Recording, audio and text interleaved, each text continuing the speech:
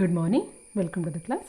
So ನಾನು ನಿನ್ನೆ ಕ್ಲಾಸಲ್ಲಿ ಪೇ ಬ್ಯಾಕ್ ಪೀರಿಯಡ್ ಹೇಗೆ ಕ್ಯಾಲ್ಕುಲೇಟ್ ಮಾಡೋದು ಅಂತ ಹೇಳಿದ್ದೀನಿ. ಸೊ ಕಮ್ ಬ್ಯಾಕ್ ಟು ನಾವು ERR ಹೇಗೆ ಕ್ಯಾಲ್ಕುಲೇಟ್ ಮಾಡೋದು, ERR ಅಂದರೆ ಏನು ಅಂತ. So accounting rate of return ಅಥವಾ ಆವ್ರೇಜ್ ರೇಟ್ ಆಫ್ ರಿಟರ್ನ್ ಅಂತ ಹೇಳಿ ಈ ಮೆಥಡ್ನ ಹೇಳ್ತೇವೆ, ERR ಅಂತ. It's one of the traditional method. So traditional ಮೆಥಡಲ್ಲಿ ಪೇ ಬ್ಯಾಕ್ ಪೀರಿಯಡ್ ಮತ್ತು ERR ಎರಡೇ ಟೆಕ್ನಿಕ್ ಬರೋದು. ಸೊ ನಾವು ಕಮ್ ಬ್ಯಾಕ್ ಟು ERR ಅಂದರೆ ಏನು ಅಂತ. ERR is one of the non discounting technique based on accounting profit.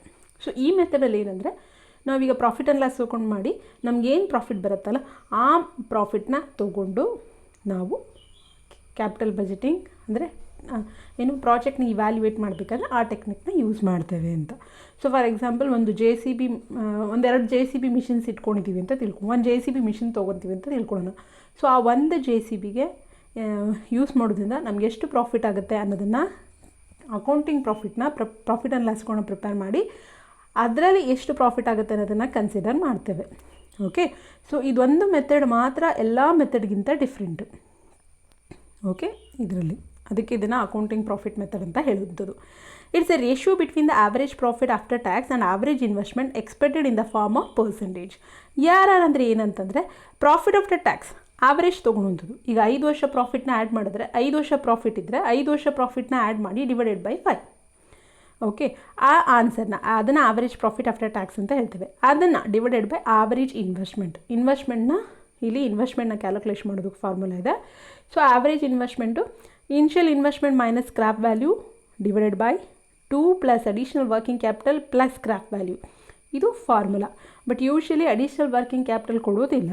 But ಈ ಇದರಲ್ಲಿ ಏನೂ ಇಲ್ಲ ಅಂತಂದಾಗ initial investment minus scrap value divided by 2. Investment ಏನಿದೆ, ನಾವು ಏನು ದುಡ್ಡು ಕೊಟ್ಟಿರ್ತೀವಿ JCB ಪರ್ಚೇಸ್ ಮಾಡಲಿಕ್ಕೆ ಅದನ್ನು ಇನ್ವೆಸ್ಟ್ಮೆಂಟ್ ಅಂತ ಹೇಳ್ತೇವೆ, ಮೈನಸ್ ಸ್ಕ್ರ್ಯಾಪ್ ವ್ಯಾಲ್ಯೂ. ಅದೇನಾದರೂ ಓಲ್ಡ್ ಆದಾಗ ಔಟ್ಡೇಟ್ ಆದಾಗ ಅದನ್ನು ಸೇಲ್ ಮಾಡಿದ್ರೆ ನಮಗೆ ಎಷ್ಟು ದುಡ್ಡು ಬರುತ್ತೆ, ಆಯಿತಾ, ಅದು ಡಿವೈಡೆಡ್ ಬೈ 2 ಮಾಡಿದ್ರೆ ನಮಗೆ ಆವ್ರೇಜ್ ಇನ್ವೆಸ್ಟ್ಮೆಂಟ್ ಸಿಗುತ್ತೆ. So average profit after tax divided by average investment into 100 ಅಂತ ಮಾಡ್ಕೋಬೇಕಲ್ಲಿ.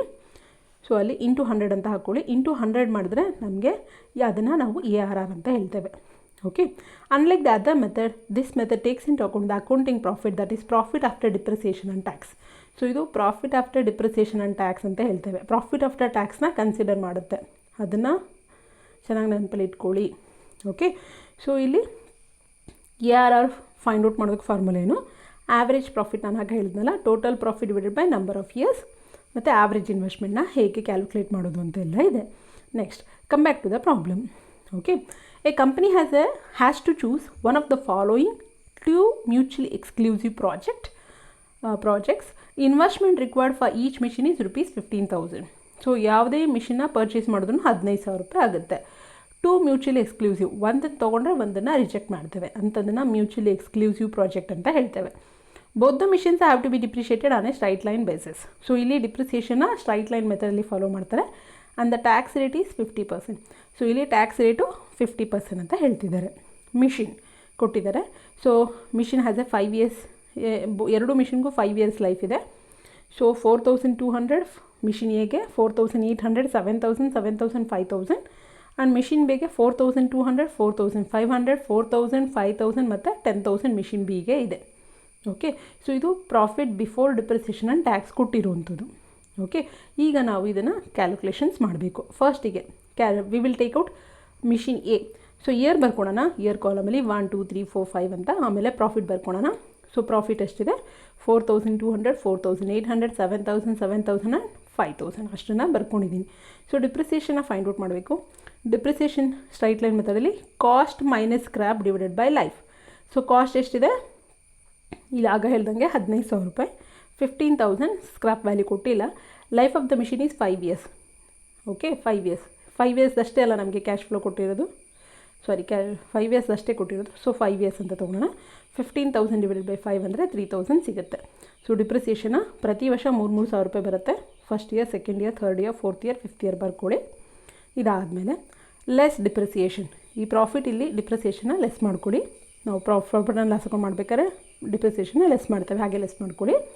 ಸೊ 4,200ಅಲ್ಲಿ 1,200 ಹೋದರೆ 3,000 ಹೋದರೆ 1,200, 4,800ಅಲ್ಲಿ 3,000 ಹೋದರೆ 1,800, 7,000ಅಲ್ಲಿ 3,000 ಹೋದರೆ 4,000, 5,000ಅಲ್ಲಿ 3,000 ಹೋದರೆ 2,000. ಸೊ ಈಗ ಇದರ ಮೇಲೆ 50%ನ ಟ್ಯಾಕ್ಸ್ನ ಕ್ಯಾಲ್ಕುಲೇಟ್ ಮಾಡಿ. 1200 ಇಂಟು 50 ಡಿವೈಡೆಡ್ ಬೈ 100 ಅಥವಾ 1200 ಡಿವೈಡೆಡ್ ಬೈ 2 ಅಂತ ಹಾಕ್ಕೊಂಡ್ರೆ ನಿಮಗೆ 600 ಬರುತ್ತೆ. ನಮಗೆ ಪ್ರಾಫಿಟ್ ಏನು ಬಂದಿದೆ ಅದರಲ್ಲಿ 50% ಟ್ಯಾಕ್ಸ್ನ ಕಟ್ಟಬೇಕು. 1200ಅಲ್ಲಿ 50% ಎಷ್ಟು 600. ಓಕೆ, ಸೊ ಹಾಗೆ ನಾವು ಕ್ಯಾಲ್ಕುಲೇಟ್ ಮಾಡ್ಕೊಂಬಂದಾಗ ನೆಕ್ಸ್ಟ್ ಇಯರ್ಗೆ 1800 ಇಂಟು 50% ಅಂದರೆ 900 ಬರುತ್ತೆ. 4000ಗೆ 2050 ಬರುತ್ತೆ. 2000ಗೆ 1000 ಟ್ಯಾಕ್ಸ್ ಬರುತ್ತೆ. ಈ ಪ್ರಾಫಿಟ್ ಆಫ್ಟರ್ ಡಿಪ್ರಿಸಿಯೇಷನ್ ಆ್ಯಂಡ್ ಟ್ಯಾಕ್ಸ್ನ ಲೆಸ್ ಮಾಡಿ ಔಟರ್ ಕಾಲಮಿಗೆ ಬರ್ಕೋಬೇಕು. 1200ಅಲ್ಲಿ 600ನ ಲೆಸ್ ಮಾಡಿ ನಮಗೆ ಎಷ್ಟು ಬರುತ್ತೆ 600. ಸೊ 1800ಅಲ್ಲಿ 900 ಲೆಸ್ ಮಾಡಿದ್ರೆ 900, 4000ಅಲ್ಲಿ ಲೆಸ್ ಮಾಡಿದ್ರೆ 2000, 4000ಅಲ್ಲಿ ಇದನ್ನು ಲೆಸ್ ಮಾಡಿದ್ರೆ 2000, 2000ಅಲ್ಲಿ 1000 ಹೋದರೆ ಮತ್ತೆ 1000 ಬರುತ್ತೆ. ಓಕೆ, ಸೊ ಇಲ್ಲಿ profit after depreciation before tax less depreciation ಆದಮೇಲೆ ಏನಿದೆಯಲ್ಲ ಅದನ್ನು ನಾವು profit after depreciation before tax ಕಟ್ಟೋಕ್ಕಿಂತ ಮುಂಚೆ ಇರುವಂಥ ಪ್ರಾಫಿಟ್ಟು. ಟ್ಯಾಕ್ಸ್ ಕಟ್ಟಿದ ಮೇಲೆ ನಮಗೆ ಬರುವಂಥ ಪ್ರಾಫಿಟ್ನ ನಾವು ಪ್ರಾಫಿಟ್ ಆಫ್ಟರ್ ಟ್ಯಾಕ್ಸ್ ಅಂತ ಹೇಳ್ತೇವೆ. ಇದೊಂದು ಮೆಥಡಲ್ಲಿ ಮಾತ್ರ ನಾವು ಪ್ರಾಫಿಟ್ ಆಫ್ಟರ್ ಟ್ಯಾಕ್ಸ್ನ ಕನ್ಸಿಡರ್ ಮಾಡ್ತೇವೆ. ಬೇರೆ ಎಲ್ಲ ಮೆಥಡಲ್ಲೂ ನಾವೇನು ಮಾಡ್ತೇವೆ ಅಂತ profit after tax plus depreciation ಅಂತ ಮಾಡ್ತಾ ಹೋಗ್ತೇವೆ.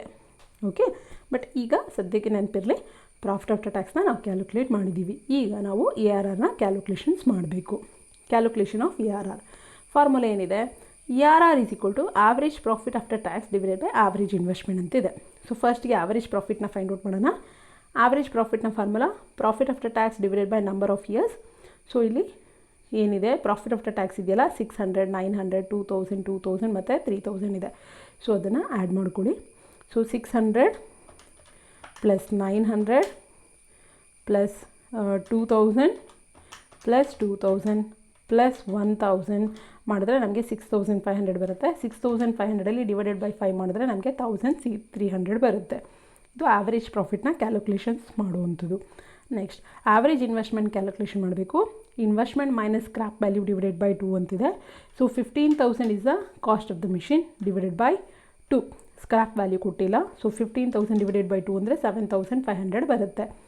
ಸೊ ಈಗ ಆವ್ರೇಜ್ ಪ್ರಾಫಿಟ್ ಆಫ್ಟರ್ ಟ್ಯಾಕ್ಸ್ ಎಷ್ಟಿದೆ ನಾವು ಕ್ಯಾಲ್ಕುಲೇಟ್ ಮಾಡಿದ್ದು 1300. ಓಕೆ, ನೆಕ್ಸ್ಟ್ 1300 ಡಿವೈಡೆಡ್ ಬೈ 7500 ಹಾಕ್ಕೊಳ್ಳಿ. ಆವ್ರೇಜ್ ಪ್ರಾಫಿಟು 1300 ಬಂದಿದೆ. ಆವ್ರೇಜ್ ಇನ್ವೆಸ್ಟ್ಮೆಂಟು 7500 ಬಂದಿದೆ. ಸೊ ಇಲ್ಲಿ 1300 ಡಿವೈಡೆಡ್ ಬೈ 7500 ಇಂಟು 100 ಮಾಡಿ ನಮಗೆ 17.33% ಸಿಗುತ್ತೆ. ಸೊ ಇದಿಷ್ಟು ಮಾಡಿದ್ರೆ ನಮಗೆ ARR ಈ ಮಿಷಿನ್ ಏದು ARR ಎಷ್ಟು ಅಂದರೆ 17.33%. ಓಕೆ, ಸೊ ನೆಕ್ಸ್ಟ್ ಹಾಗೆ ಮಿಷಿನ್ ಬಿದು ಕ್ಯಾಲ್ಕುಲೇಟ್ ಮಾಡೋಣ. Computation of cash in flow. So ಅಲ್ಲಿ ಇಯರ್ ಮತ್ತು ಪ್ರಾಫಿಟ್ನ ಬರ್ಕೊಳ್ಳೋಣ. 1 2 3 4 5 ಮತ್ತು ಪ್ರಾಫಿಟು 4200, 4500, 4000, 5000 ಮತ್ತು 10,000. ಸೊ ಇಲ್ಲೂ ಕೂಡ cost of the machine same ಇರೋದ್ರಿಂದ ಡಿಪ್ರಿಸಿಯೇಷನ್ ಸೇಮ್ ಬರುತ್ತೆ. ಏನು ಇದೇ ಡಿಪ್ರಿಸಿಯೇಷನ್ ಬರುತ್ತೆ. ಸೊ ಏನು 15,000 divided by 5 that comes to 3000. Scrap value ಇಲ್ಲ. ಸೊ ಇಲ್ಲೂ ಕೂಡ ಡಿಪ್ರಿಸಿಯೇಷನ್ 3000 ಬರುತ್ತೆ. ಸೊ ಪ್ರತಿ ವರ್ಷ 3000 ಬರ್ಕೊಳ್ಳಿ. ಸೊ ಇಲ್ಲಿ ನಾವು ನೆಕ್ಸ್ಟು ಆ ಡಿಪ್ರಿಸಿಯೇಷನ್ನ ಲೆಸ್ ಮಾಡಿ ಬರ್ಕೋಬೇಕಾಗತ್ತೆ. 4200ಅಲ್ಲಿ 3000 ಹೋದರೆ 1200, 4500ಅಲ್ಲಿ 3000 ಹೋದರೆ 1500, 4000ಅಲ್ಲಿ 3000 ಹೋದರೆ 1000, 5000ಅಲ್ಲಿ 3000 ಹೋದರೆ 2000, 10,000ಅಲ್ಲಿ 3000 ಹೋದರೆ 7000. ಓಕೆ, ಇದನ್ನು ನಾವು ಪ್ರಾಫಿಟ್ ಆಫ್ಟರ್ ಡಿಪ್ರಿಸಿಯೇಷನ್ ಆದಮೇಲೆ ಇರುವಂಥ ಪ್ರಾಫಿಟ್ಟು, ಆದರೆ ಟ್ಯಾಕ್ಸ್ಗಿಂತ ಬಿಫೋರ್ ಟ್ಯಾಕ್ಸ್ ಕಟ್ಟೋದಕ್ಕಿಂತ ಮುಂಚೆ ಇರುವಂಥ ಪ್ರಾಫಿಟ್ ಅಂತ ಹೇಳ್ತೇವೆ. ಸೊ ಈಗ ಇದ್ರ ಮೇಲೆ ನಾವು ಟ್ಯಾಕ್ಸ್ನ ಕ್ಯಾಲ್ಕುಲೇಷನ್ಸ್ ಮಾಡಬೇಕಾಗುತ್ತೆ. ಆಗ ಮಾಡಿದಾಗೆ ಸೇಮು 1200 ಇಂಟು 50 ಡಿವೈಡೆಡ್ ಬೈ 100 ಅಂತನಾದರೂ ಮಾಡಿ, ಆಗ ಕೂಡ ಸೇಮ್ ಬರುತ್ತೆ. ಇಲ್ಲ 1200 ಡಿವೈಡೆಡ್ ಬೈ 2 ಮಾಡಿ ನಿಮಗೆ ಸೇಮ್ ಬರುತ್ತೆ. ಸೊ 1000 ಆಯಿತು. 1500 ಡಿವೈಡೆಡ್ ಬೈ 2 ಮಾಡಿದಾಗ 750, 1000 ಇಂಟು 50 ಮಾಡಿದಾಗ 5%, 2000 ಇಂಟು 50% ಮಾಡಿದಾಗ 1000, 7000 into 50% that comes to 3500. Next ಈ profit after depreciation before tax ಏನಿದೆ ಅಲ್ಲಿಂದ ಟ್ಯಾಕ್ಸ್ನ ಲೆಸ್ ಮಾಡಿ. ಈಗ 1200ಅಲ್ಲಿ 600ನ ಲೆಸ್ ಮಾಡಿದ್ರೆ ಔಟರ್ ಕಾಲಮ್ಗೆ 600, 1500ಅಲ್ಲಿ 750ನ ಲೆಸ್ ಮಾಡಿದ್ರೆ 750, 1000ಅಲ್ಲಿ 500ನ ಲೆಸ್ ಮಾಡಿದ್ರೆ 500, 2000ಅಲ್ಲಿ 1000ನ ಲೆಸ್ ಮಾಡಿದ್ರೆ 1000, 7000ಅಲ್ಲಿ 3500ನ ಲೆಸ್ ಮಾಡಿದ್ರೆ ನಮಗೆ 3500 ಬರುತ್ತೆ. ಸೊ ಇದು accounting profit of machine P. This we call profit after tax.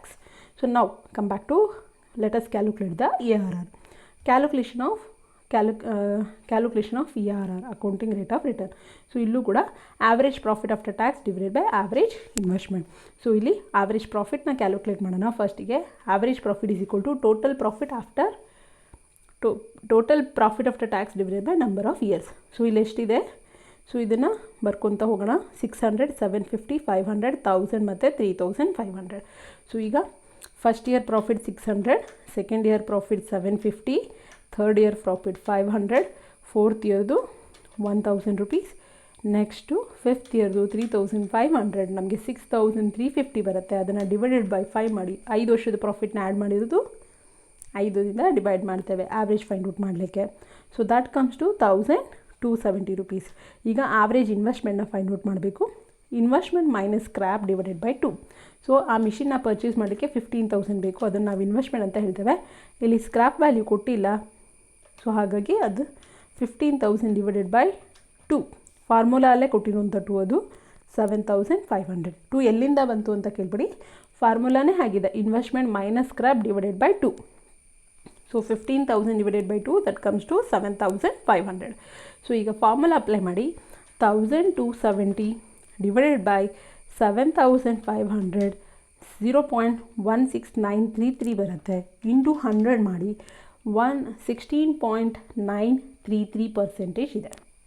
Okay, ಆದರೆ ಇದರಲ್ಲಿ ಮಿಷಿನ್ ಎ ತೊಗೋಬೇಕಾ ಬಿ ತೊಗೋಬೇಕಾ ಅಂದಾಗ ARR ಯಾವುದ್ರದ್ದು ಜಾಸ್ತಿ ಇದೆ ಅಂತ ನಾವು ನೋಡಬೇಕಾಗತ್ತೆ.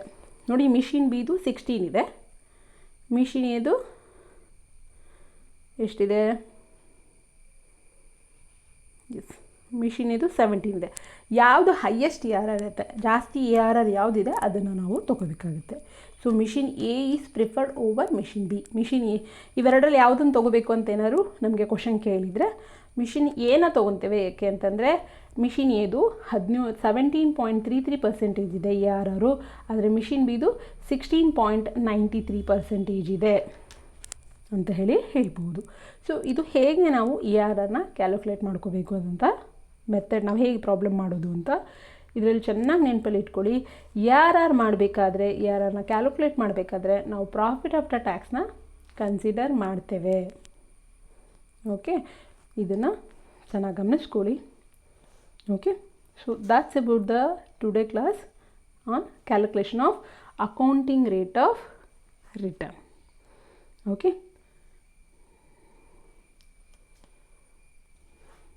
thank you.